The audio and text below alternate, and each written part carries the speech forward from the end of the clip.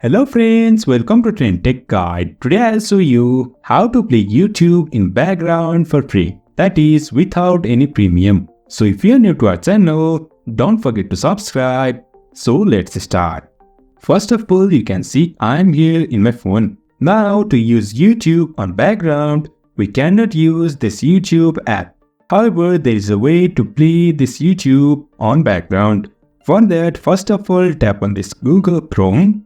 And now open this YouTube, and now you can see here's YouTube on the top. Just open this on new tab, and now you can see I've opened this YouTube from Google Chrome. Now just change this to desktop mode by just tapping on these three dots on the top right, and over here scroll down and tap on this desktop side. And after that you can see desktop mode of YouTube is activated. Now I'll tap on any videos over here. Now I'll go with this at my worst. You can see this is playing over here. Now to play on background, just tap on this home button and now scroll down, and over here you can find here is play button. Just tap on this play and you can see it's playing over here. So in this way we can play YouTube in background without any premiums. So if you find this helpful, don't forget to subscribe. Have a good time.